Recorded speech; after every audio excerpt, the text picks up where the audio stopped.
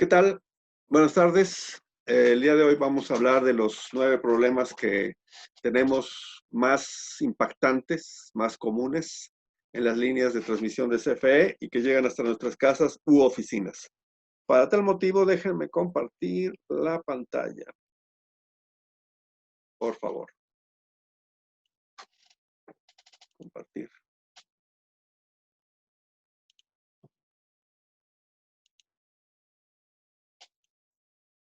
Ok, muy bien. Ahora sí, pues sin mayor preámbulo vamos a empezar con nuestra plática del día de hoy, que son los 9 problemas eléctricos más impactantes de CFE. Primero que nada, me gustaría hacer una muy breve reseña de quién soy. Mi nombre es Lorenzo Sánchez Flores. Nací orgullosamente en la Ciudad de México. Soy ingeniero en electrónica. Tengo una especialidad en electrónica de potencia y una maestría en finanzas. Laboralmente, llevo más de 30 años de experiencia en calidad de energía, fuerza, climatización, centros de datos, regulación, instalaciones eléctricas, ya sea industriales o residenciales. En fin, no me gustaría entretener mucho en esto, pero sí quisiera hasta aquí con la biografía de su servidor. Ok, antes que nada vamos a ver cuál es la energía comercial en México, qué características tiene y quién es el proveedor. Tenemos un solo proveedor, un único proveedor, que es Comisión Federal de Electricidad. Nos da una forma de onda que le llamamos senoidal y puede ser de dos formas, monofásica o trifásica. Monofásica para una sola fase y trifásica en 3 fases. Los valores nominales son 127 volts para una sola fase o monofásico y 220 volts para 3 fases o trifásico, más o menos 10%. ¿Qué quiere decir esto? Que no necesariamente tenemos que tener los 127 volts, podemos tener a lo mejor 137 y CFE va a estar dentro del parámetro. O podemos tener 117 y CFE va a estar dentro del parámetro. La frecuencia nominal son 60 Hz o 60 ciclos por segundo. Las fuentes de donde se toma esta energía o de donde proviene esta energía son fuentes del tipo hidráulica, tipo nuclear. Nada más tenemos una central nucleoeléctrica que está en Laguna Verde, Veracruz, al norte del puerto. Geotérmica, combustibles fósiles, es decir, aquellas que queman carbón. ¿Cuáles son los 9 problemas más impactantes de la energía comercial? En primer lugar, los apagones. En segundo y tercer lugar, bajo y alto voltaje momentáneo. Cuarto y quinto lugar, el alto y bajo voltaje sostenido. Sexto, transitorios eléctricos. Séptimo, ruido eléctrico. Octavo, variaciones de frecuencia. Y noveno, distorsión armónica. Estos son los 9 problemas que tenemos típicamente en cualquier instalación eléctrica. Si ustedes me dicen, oye, Lorenzo, seguramente hay más problemas. Sí, son más de 9. Pero los que seguramente vamos a encontrar en este momento en nuestras líneas de alimentación eléctricas son alguno de estos o alguna combinación de varios de estos.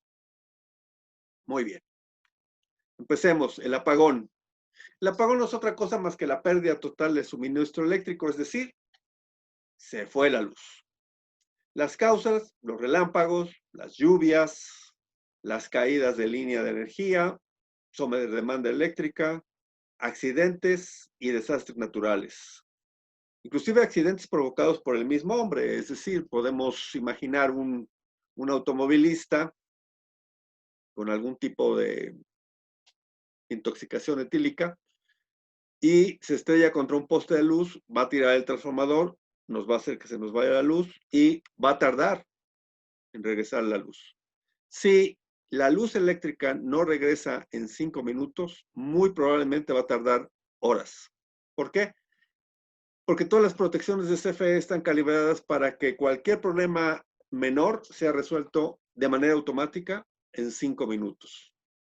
¿Cuáles son los daños que ocasionan en términos muy generales? Puede ocasionar daños en el equipo electrónico, en el hardware.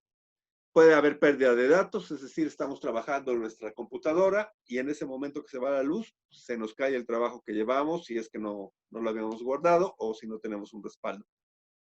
y se nos puede caer totalmente el sistema. Son daños catastróficos los apagones, si no estamos debidamente protegidos. Bajo voltaje momentáneo es una caída de tensión de muy corta duración, generada por el arranque de grandes cargas, el encendido de maquinaria pesada y la falla de equipos. ¿Cuáles son las grandes cargas? Las industrias, por ejemplo, los edificios muy grandes, por ejemplo, todas las personas que viven alrededor de Reforma, pues tienen muchísimos problemas porque cuando encienden las cargas, no solamente de los edificios grandes, sino de la misma avenida, las fuentes, el alumbrado, etcétera, va a bajar el voltaje unos cuantos ciclos.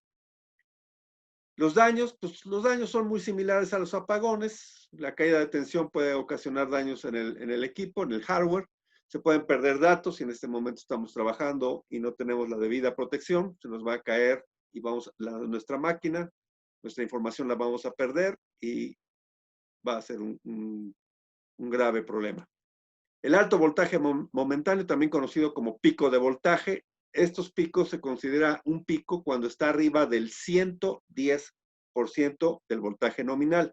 Es decir, cuando tenemos picos superiores para sistemas monofásicos de 140 volts y para sistemas trifásicos de 242 volts de corriente alterna. ¿Por qué ponemos un 10%? Porque ese es el compromiso que tiene CFE con nosotros. Darnos un 10% arriba. Encima de ese valor, se considera ya un pico de voltaje. Y puede ser del 110 al 1000%. Causas, pues es lo contrario del bajo voltaje. Aquí hay una reducción de carga, es decir, se apagan las cargas, se apaga la industria en la mañana, se apaga en la madrugada Reforma, se apagan los edificios que está al lado de mi casa, enfrente de mi casa hay otro edificio, también se apaga, y hay un leve incremento en el valor de la tensión de voltaje. Cuando el equipo pesado también se apaga, sucede lo mismo. Los daños pues pueden ser aquí sí muy severos porque son picos de voltaje que van a afectar directamente a los equipos, al hardware. Inclusive si en ese momento y no está bien aterrizado el equipo y lo tocamos, nos podemos dar el famoso toque, ¿no? De que, ¡ay, me dio toque! Lo volé. Ahí está el pico de voltaje. Bien, el siguiente disturbio es el bajo voltaje sostenido. Aquí, a diferencia del momentáneo, el bajo voltaje se mantiene pues desde unos cuantos minutos quizás hasta días. Es decir, lo podemos tener durante 10, 15 minutos y se nos puede quedar el bajo voltaje por días. ¿Por qué? Porque las causas de estos fenómenos son la reducción intencional del voltaje por parte del proveedor, en este caso CFE, para conservar la energía y poderle dar energía eléctrica a más gente. ¿Por qué? Pues hay periodos de mayor demanda. Usted va a decir, pues si la carga es la misma siempre, ¿cuándo hay mayor demanda? Por ejemplo, a fin de año, los periodos decembrinos, pues casi todas las ciudades tienen alumbrado que normalmente no está en el transcurso del año. Ponen alumbrados, hay más fiestas, ¿no? Hay las famosas preposadas, posadas, posposadas y todo lo demás. Los daños son de la baja tensión, disminuye la potencia de los equipos. Disminuye la potencia porque están recibiendo menos voltaje y van a entregar menos voltaje. O también puede haber un problema con la corriente de entrada de los equipos. Como los equipos son en algo que se conoce de potencia constante, quiere decir que la potencia siempre va a ser la misma. Yo tengo un motor de 10 caballos, siempre voy a tener 10 caballos, pero los puedo tener los 10 caballos en 220 volts o los puedo tener en 200 volts. Para yo mantener la potencia, necesito entonces, si reduzco el voltaje, incrementar la corriente. Y ese exceso de corriente puede ser dañino para algunos equipos para algún tipo de carga. El alto voltaje sostenido es exactamente lo mismo, puede ser unos cuantos minutos y puede ser periodos muy largos. Cuando es muy corto, cuando sucede un rayo, un relámpago, cae en las líneas de alimentación y se puede incrementar el voltaje al menos hasta los 6,000 voltios. Aquí los daños son irreversibles, son severos, se pierde la información, se pierde el equipo y se puede perder la vida. Si en ese momento estamos cerca del equipo, se nos puede arquear, como se dice, la corriente, el voltaje y ocasionarnos algún daño. No, a lo mejor no la muerte, pero sí nos va a dar un susto tremendo. Los transitorios, estos son decrementos o incrementos instantáneos en la tensión de alimentación.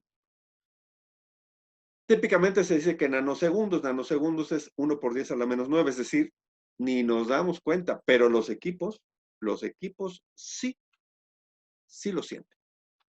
Las causas, otra vez, un relámpago, encendido y apagado de cargas. Durante los apagones, cuando se nos va la luz, también tenemos transitorios de voltaje. Los daños muy parecidos al alto voltaje y al bajo voltaje, dependiendo, no todos los equipos son tan susceptibles al alto o al bajo voltaje. Hay algunos que lo son al alto, otros que son al bajo, y dependiendo nuestra carga a qué sea susceptible a fallar, pues nos va a ocasionar algún problema. Seguramente vamos a tener daño en componentes electrónicos, en componentes eléctricos. Si es un pico de voltaje, vamos a tener falla en las protecciones, en los fusibles de protección, en los interruptores, en los cortocircuitadores y va a haber finalmente un problema que se va a reflejar en la carga si no estamos debidamente protegidos. El ruido eléctrico. Este es un disturbio que es al contrario de los que hemos venido hablando del alto voltaje y todo esto, es de muy baja tensión, unos cuantos voltios. Pero su superpoder es que es de alta frecuencia. Y se puede presentar a lo largo de toda la forma de onda. Aquí en la gráfica que estamos mostrando está en la cresta, que es la parte superior, y en el valle. Puede estar, perdón, a lo largo de toda la forma de onda.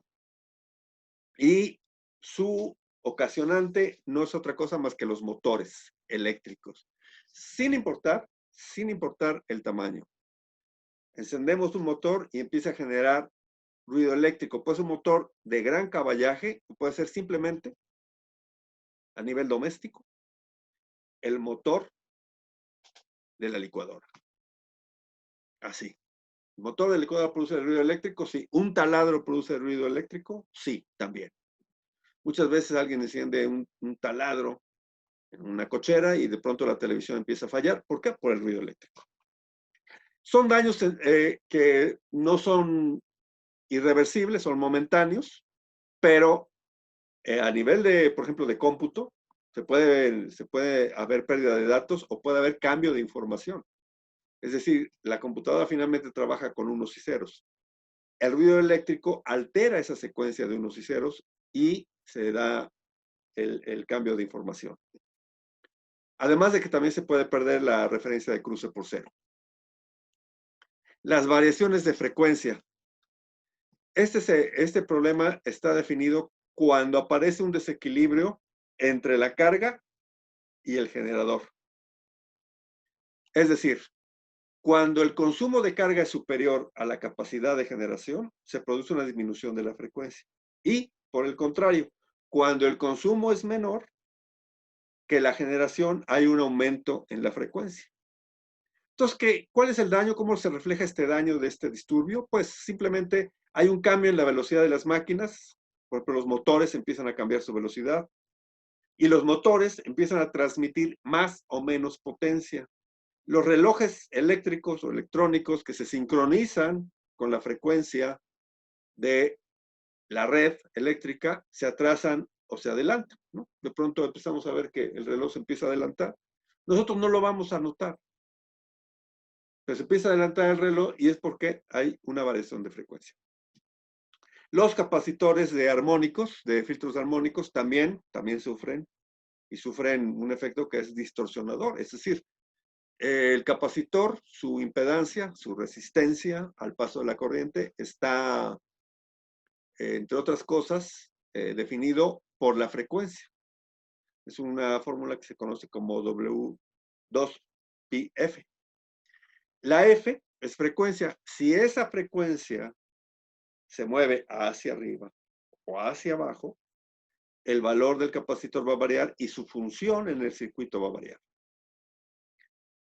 ¿Qué pasa con los motores si entregan más potencia?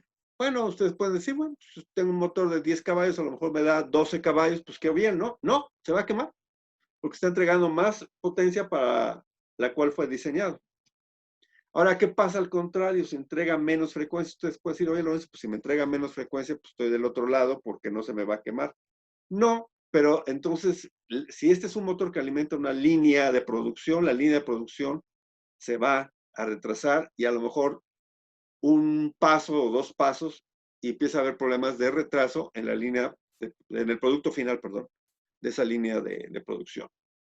Finalmente tenemos la distorsión armónica, que no es otra cosa más que la distorsión, la deformación de la forma de onda senoidal. La que vimos al principio se deforma. Las causas son las cargas no lineales, como los equipos de cómputo, las aplicaciones críticas, los motores, las copiadoras, los inductores, son ejemplos de cargas no lineales y puede provocar, básicamente su peor daño es sobrecalentamiento en los conductores, en los sistemas de protección, en los equipos de cómputo, hay errores de comunicación y daños finalmente en el hardware. Es un problema que siempre va a estar presente. La tecnología trae apareado un problema de distorsión armónica. Bien,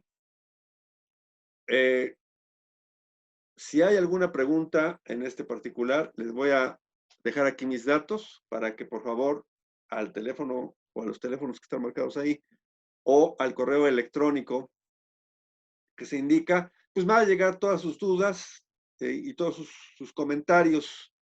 Como una cosa adicional, tenemos un regalo para todos los que vean esta plática y me hagan el favor de regalarme un correo.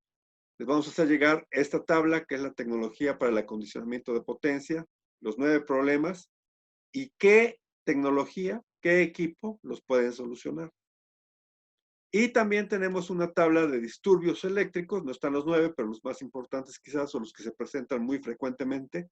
Y dependiendo del equipo, el área en donde estemos nosotros, en ese momento tendremos algún o algunos disturbios.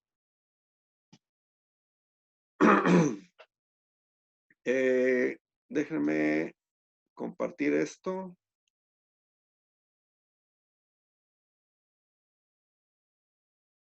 Por favor. Muy bien, dejar de. Ahí está. Eso es. Y las tablas que les estaba comentando son las siguientes. Ahora sí. Esta es la tabla de afectación por área. El equipo que está afectado, por ejemplo, equipo de cómputo, equipo de telecomunicaciones, comunicaciones, perdón, control de velocidad variable, los motores, sistemas de rayos X, etcétera. Y del otro lado, la tabla de soluciones. ¿Qué problema tenemos y qué equipo lo puede solucionar? De los también, obviamente, de los más frecuentes, de los más comerciales. Esto se los haremos llegar al correo que nos indiquen, en mi correo que les mostré. Se los voy a volver a poner nuevamente y aprovecho para darle las gracias por haber llegado hasta acá, haberme aguantado y nos estaremos viendo muy pronto. Gracias.